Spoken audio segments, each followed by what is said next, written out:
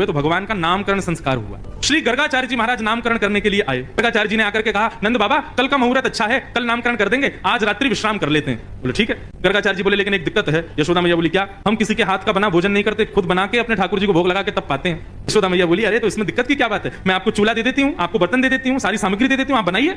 गर्गाचार्य जी बोले जो कृपा दे दीजिए। यशोदा मैया ने सब सामग्री दी, गर्गाचार्य जी ने भोजन तैयार किया। अब बढ़िया एक पात्र में खीर बनाई, खीर में इलायची डाली, केसर डाला, मिश्री डाली, बढ़िया सुगंधित।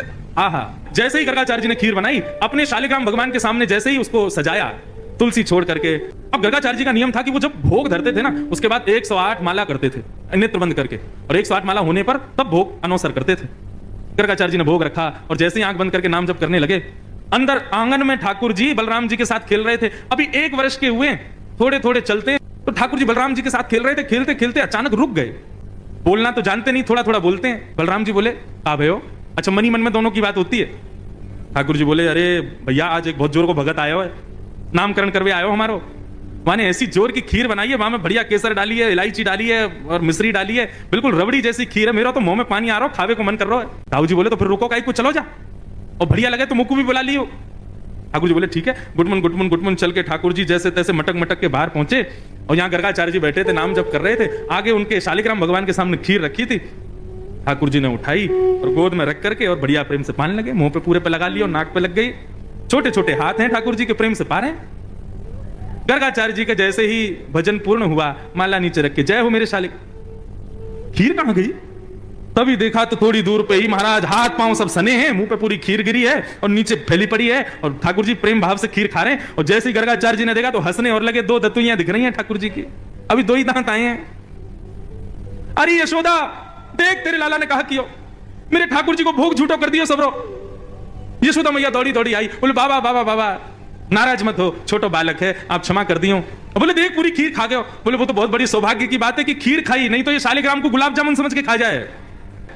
गर्गाचार्य जी ने फिर से खीर बनाई, ठाकुर जी से क्षमा मांगने लगे। बोले वो छोटा बालक है, नाथ क्षमा कर देना, आप भोग लगाओ।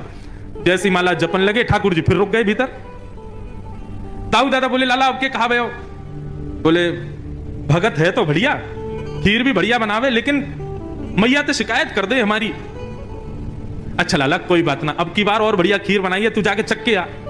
ठाकुर जी फिर से गए, गुटमुन गुटमुन गुटमुन चल करके गए, उठाई खीर का पात और फिर से खाने लगे। गर्गाचार्य जी की जैसे ही माला पूरी हुई, देखा अब नहीं रहना मैं यहाँ। यशोदा देख तेरो लाला फिर से हमारा भोग झूठो कर दिया सबरो। यशोदा मैया बोली क्षमा कर दो, मैं अपने बालक को किसी कमरा में बंद कर दूंगी, लेकिन आप नाराज मत हो। ठाकुर जी को ले जाके एक कमरे में छोड़ दिया और मैया ने फिर से सब सामग्री दी। ठाकुर जी ने खोली खिड़की पकड़ करके, अब 1 वर्ष के ठाकुर जी और गुस्सा में देख रहे हैं गर्गाचार्य जी को। गर्गाचार्य जी भी देख रहे हैं, शैतान बालक। ठाकुर जी भी मन मन सोच रहे हैं दारी के अभी तो तेने शैतानी देखी ना है हमारी, अब के बना तो को बताऊंगा मैं। गर्गाचार्य जी ने भोग बनाया, 3री बार भोग रखा। ठाकुर जी क्षमा कर दियो, छोटो बालक है, अब की बार भोग लगाओ। और जैसे ही त्वदीयम वस्तु गोविंद नाम जप करने लगे, ठाकुर जी उतरे और धीरे से खिड़की खोली, दरवाजा खोला, गुटमुन गुटमुन गुटमुन चल करके बाहर आए और उठाया खीर का पात्र। और जैसे ही पाने लगे, गर्गाचार्य जी को संदेह हो गया था कि कहीं बालक फिर से तो नहीं आ गया। जैसे ही नेत्र खोल करके देखा तो नन्हे से गोपाल जी के ही 4 भुजा प्रकट हो गई। शंख चक्र गदा पद्म ठाकुर जी ने अपने भुजाओं में धारण कर लिया। चतुर्भुज नारायण के रूप में, नन्हे से बालक के रूप में ही प्रकट हो गए। और एक भुजा से तो स्वयं खीर खा रहे हैं और अपनी झूठे हाथ से ही गर्गाचार्य जी को खिला रहे हैं। गर्गाचार्य जी नतमस्तक हो गए, बोले नाथ क्षमा करना, मैं आपके रूप को पहचान नहीं पाया। ठाकुर जी बोले हमने ये रूप आपको इसलिए दिखाया है कि कल जब आप हमको हमारा नामकरण करोगे तो हमारे ग्रह नक्षत्र देख करके आपको सब पता चल जाएगा कि मैं कौन हूं। लेकिन ये सच्चाई हमारी मैया को मत बताना कि मैं कौन हूं। आपको छुपाना है कि मैं परमात्मा। मैया अभी मुझसे प्रेम करती है, मुझे दुलार करती है, मुझे बहुत स्नेह देती है। यदि आपको पता चल गई कि मैं भगवान